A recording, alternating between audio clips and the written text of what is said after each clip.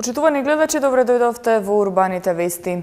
Градење на капацитетите на младите со цел да станат фактор во креирањето на локалните политики за развој е целта на проектот Младите од руралните средини за интеграција на Македонија во Европската Унија. Преку проектот ќе се овозможи запознавање со искуствата на слични организации од Србија и од Хрватска и нивна примена, а со цел да се донесат промени во деловите од Македонија, каде што ефектите од депопулацијата и напуштање на младите се најголеми. Ова е првата вест за денеска, во продолжение ја гледаме најавата за дел од денешните наслови. Со опаѓањето на снегот се исчисти воздухот. Потребна е заедничка борба за решавање на проблемот со сиромаштијата и насилството врз децата. Донирани 5 прочистувачи на воздух во градинката Пролет во Влае. Со помош на интернет алатка ќе се прави само проценка на ризикот од употреба на дроги. Новиот директор на Дирекцијата за заштита и спасување Аднан Джаферовски ги реактивира тимовите за интервенција. Скопјани може да дишат чист воздух. Мерните станици кои го покажуваат квалитетот на воздухот на апликацијата Мој воздух се обоени во зелено, што значи дека снегот допринесе да се исчисти воздухот. Снегот и ниските температури би требало да допринесат и за уништување на вирусите кои во последните неколку недели ги нападнаа граѓаните. Со опаѓањето на снегот, скопскиот воздух значително се подобри и е во рамките на нормалата. На апликацијата Мој воздух стои дека квалитетот на воздухот е добар, мерки на предпазливост не се потребни, а вредноста него надминува индексот препорачани од Светската здравствена организација. Во изминатите недели бројот на заболени од грип се зголемуваше, а докторите велат дека тоа може да се должи и на загадениот воздух, односно на неможноста организмот квалитетно да се прочисти од вирусите. За среќа, снегот и намалувањето на температурите би требало да ги уништат вирусите, како што придонесоа да се прочисти воздухот. Сепак, снегот и отвори работа на градската служба и на општинските служби за чистење на снегот од главните сообраќајници, мостовите, надвозниците, подвозниците и од така наречените црни точки, за да се спречи појавата на голомразица. Сепак, денеска за чистите улици допринесе и сонцето кое помогна во растопување на снегот од улиците. Како што споменавме, снегот и отвори работа на градската служба во расчистување на снегот од улиците. И во таа насока од градот информираат дека нивните активности продолжуваат со цел да биде исчистен снегот како од улиците, така и од тротоарите и јавните површини.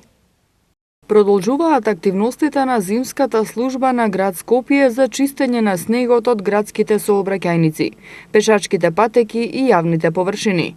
Изминатово деноноќе екипите на зимската служба на градот Скопје дејствуваа на сите булевари и улици што се во надлежност на градот Скопје, каде што на истите во период од 17 до 7 часот утрово фрлени се 288 тони индустријска сол. На терен се интервенира со механизацијата на јавното предпријатие улици и патишта, а на располагање е и механизацијата на преостанатите јавни градски предпријатија. Екипите на јавното предпријатие Комунална хигиена и паркови и зеленило со луѓе и механизација работеа на расчистување на тротоарите и на јавните површини што се во надлежност на градот Скопје. Екипите на јавното предпријатие Водовод и канализација на терен работат на чистење на сливниците. Градот Скопје им препорачува на возачите да возат внимателно и да се придржуваат на условите на коловозите и апелира до сите стопански субјекти во градот и до сите граѓани, кога ќе падне снег, да ги почитуваат законските обврски и да го расчистуваат снегот и мразот од пристапите до нивните деловни и стамбени објекти. Размена на искуства и креирање и предлагање решенија за справување со глобалниот проблем, сиромаштијата и насилството врз децата, е целта на дводневната меѓународна конференција во организација на првата детска амбасада во светот Медјаши.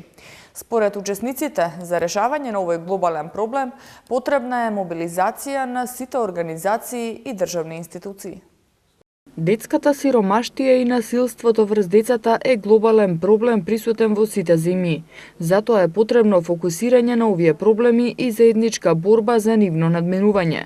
Ова беше истакнато на денешната меѓународна конференција на тема крај на детската сиромаштија и насилството врз децата во организација на првата детска амбасада во светот Медјаши. Оваа конференција е организирана со цел да се мобилизира граѓанството, верските заедници, државните институции, граѓанскиот сектор и меѓународните организации да помогнат во справување со сиромаштијата и со насилството врз децата. Драги Змијанац, основачот на првата детска амбасада во светот Меѓаши, рече дека сите учесници на конференцијата едногласно истакнале дека недостасува функционалност и мобилизирање на сите страни за да се искорени овој проблем. Се споделија примери од повеќе земји во Европа и сите се едногласни дека недостасува функционалност и мобилизација на сите актери, вклучувајќи ја државата со низините инструменти кои ги има, верските заедници кои треба да посветат посебно внимание на сиромаштијата, низ разни форми за помош и самопомош, и граѓанските организации кои треба да посебно дадат акцент на искоренување на неписменоста, на вклучување на децата во образование, на исклучување на децата од улица и нивно вклучување во образование, на времено вклучување во градинка, помош при елементарни катастрофи, како што беше случајот со Скопје, каде што се мобилизира граѓаните, помош евакуација и спасување на децата при војна, дека војната, знаем, директно да влијае на сиромаштијата и елементарно прекршување на правата на децата. Змијанац потенцираше дека сиромаштијата директно влијае на необразованоста, деца на улица, злоупотреба на детскиот труд, како и врз насилството и сексуалната злоупотреба на децата. Според него, граѓанските здруженија заедно со државните институции и верските заедници заеднички можат да направат промени и да се искорени сиромаштијата и неписменоста. 5 прочестувачи за воздух денеска беа донирани во детската градинка Пролет во Влае од страна на компанијата Лукоил. Ова е втора донација за градинката од општествено одговорна компанија, а како што информираат од општина Карпош, преку донации покриени се 30 до 40% од вкупните потреби за снабдување со прочистувачи на воздух. Повикот на градоначалникот на општина Карпош Стефан Богоев, општествено одговорни фирми и компании да донираат прочистувачи на воздух во градинките и училиштата кои се наоѓаат на територија на Карпош, денеска го испочитуваат компанијата Лукоил, кои донираа 5 прочистувачи на воздух за градинката Пролет во населбата Влае. Овие прочистувачи на воздух ќе покриваат 5 занимални во градинката Пролет, а предвидено еден прочистувач да биде наменет за просторија од околу 60 метри квадратни. После донацијата во објектот во населбата Козле, ова е втора донација за градинката од една општествено одговорна компанија. Како што информираат од општина Карпош, досега со донации од неколку компании покриени се 30 до 40% од вкупните потреби за снабдување со прочистувачи за воздух во градинките и училиштата. Drughelp.eu е новата интернет алатка која беше промовирана денеска во рамки на програмата за помош на зависници од разни видови дроги. Целна група на алатката се младите кои нередовно употребуваат дроги и на кои не им е неопходна стручна помош лице в лице. Со цел да им се помогне на младите кои употребуваат опојни супстанци, а кои досега не побарале помош од стручно лице. Центарот за превенција и третман на зависност од дроги денеска ја представи алатката Drughelp.eu, што служи за рана детекција и брза интервенција. Постојаниот дописник на Помпиду групата при Советот на Европа од Македонија, доктор Лилјана Игњатова, вели дека алатката им овозможува на корисниците на дроги безбедно да го направат првиот чекор во постапката за откажување од овој лош порок.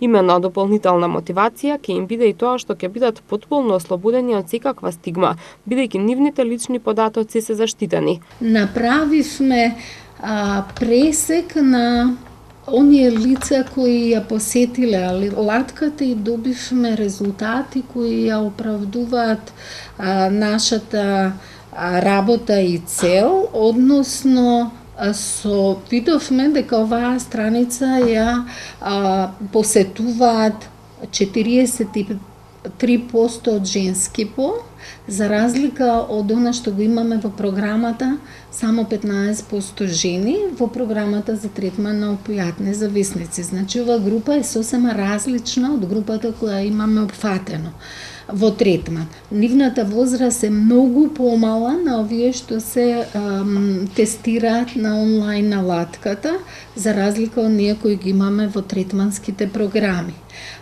Поголема е вработеноста кај нив, повеќе се студенти кај нив, до сега не биле во третман 50% и тоа е целта, да ги опфатиме оние лица за кои овие програми кои се развиени во земјата не се атрактивни, односно не се јавуваат во овие третмани. И јасно е зашто, затоа што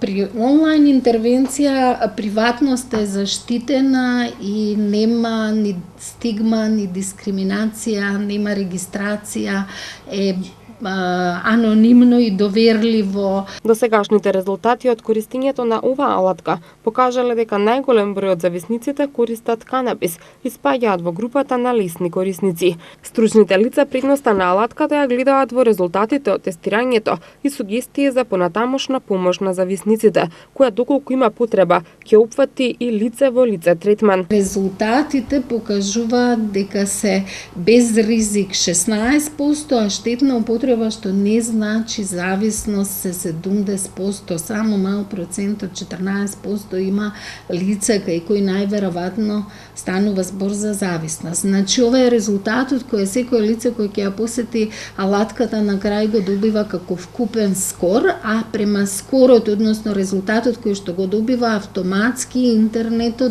дава препорака. Тоа е уствари рана интервенција. Алаткава е за рана детекција и рана интервенција. Но му вели да речеме кај тебе нема ризик, одлично е продолжи вака, или пак му вели веројатно тебе ти треба помош од стручно лице или посети советувалиште, му дава информации каде има анонимно советување. Алатката за drughelp.eu е изработена со поддршка на Помпиду групата при Советот на Европа, а во неа учествуваат повеќе земји, односно Македонија, Србија, Грција, Хрватска, Босна и Херцеговина, Црна Гора и Романија. Со доаѓањето на новиот директор на Дирекцијата за заштита и спасување Аднан Џафировски, направени се конкретни чекори за подобрување на работата во дирекцијата. Како што информираше Џафировски, реактивирани се 64 тимови за брз одговор. Направено е сервисирање на авионите за гаснење пожари, а набавен е дрон што ќе превенира од пожарите, односно ќе се интервенира веднаш онаму каде што има мал пожар за да не се прошири. Новиот директор на Дирекцијата за заштита и спасување Аднан Џафировски ја информира јавноста за затекнатата состојба во оваа институција, која број 270 вработени во Скопје и во 35 подрачни оделенија низ државата. Како што информира Џафировски, дирекцијата досега не успеала целосно да го воспостави системот за заштита и спасување, најмногу како што вели тој, заради несоодветно водената кадровска политика. Персоналниот и материјалниот состав на силите за заштита и спасување, како нивниот постојан, така и нивниот резервен состав е застарен. Со неговото доаѓање на чело на дирекцијата ги реактивирал 64 тимови за брз одговор, кои во моментов, како што рече, се на тренажа, а претходно постоеле само на хартија. Џафировски информираше и во однос на капиталните инвестиции. Во последните 9 години инвестирани се 0 денари, освен 3 специјализирани авиони за гасење на пожар, кои се набавени во 2009 година. И покрај овој факт, со неговото доаѓање на оваа функција, се изјасни и за финансискиот долг од 70 милиони денари. Исто така, Џафировски информира и за опремата што на дирекцијата и била донирана од страна на меѓународни донатори, била несоодветно чувана и употребувана.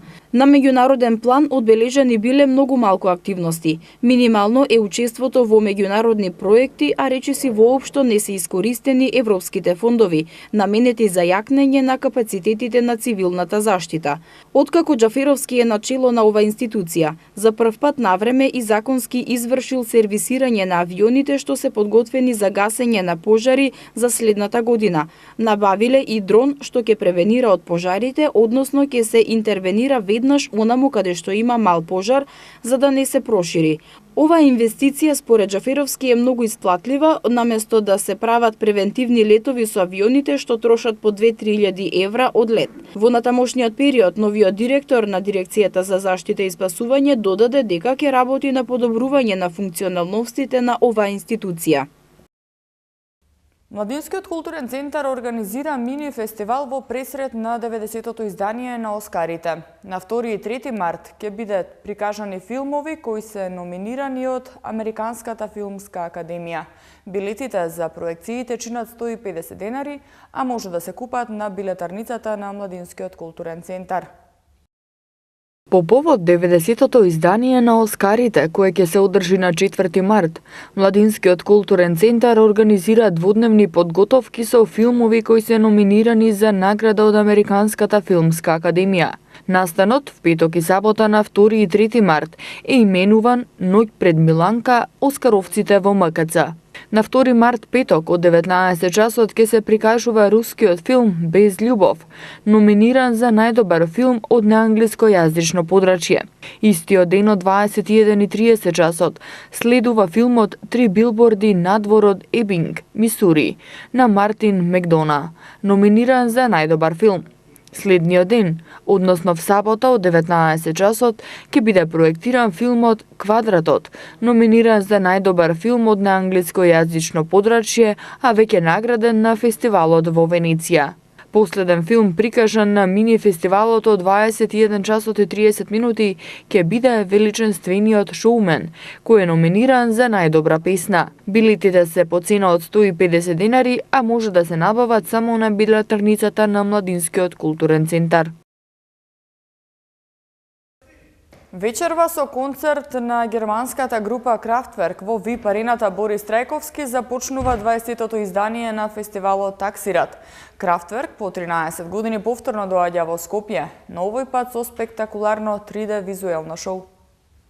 Со концертот на Kraftwerk, германските пионери на електронската музика, вечерва во VIP арена Борис Трајковски почнува 20-тиот фестивал Таксират. Kraftwerk гостуваат во Скопје повторно по 13 години. Овој пат ексклузивноста на нивното гостување е во спектакуларното 3D визуелно шоу, кое е дел од нивните концерти на актуелната турнеја. Организаторите соопштуваат дека тие доаѓаат во Скопје со огромен тим кој ќе се погрежи овој концерт да биде доведен до перфекција и кој работи на комплетната техничка и продукциска реализација на секој од концертите во нивната турнеја. Kraftwerk е една од највлијателните и најзначајни електронски групи во светот, предводник на експерименталната сцена. Во речиси 50 години постоење објавиле 10 успешни студиски изданија, како и неколку компилацијски и 2 лајв албуми, од кој последниот 3D каталог го објавија во мај минатата година. До четврток ќе преовладува променливо облачно време и студено време со кратки сончеви периоди, соопшти управата за хидрометеоролошки работи.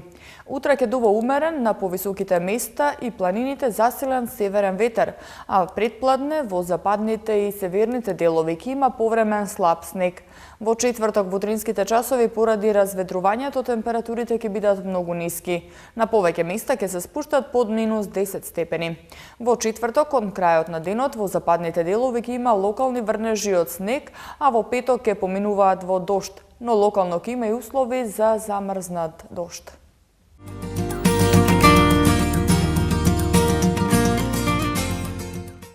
И уште една информација на крај. Ќе биде ли доцна ако времето запре? Е насловено 12-тото биенале на млади уметници кој од утре ќе се одржува во Музеот на современата уметност, а е дефинирано преку 3 сегменти, кои опфаќаат изложба, презентации на млади уметници од земјава, како и регионална дискурзивна програма. Повеќе информации имате на нашата веб страна mtm.mk. Останете понатаму со програмата на Прва Скопска телевизија. Пријатно!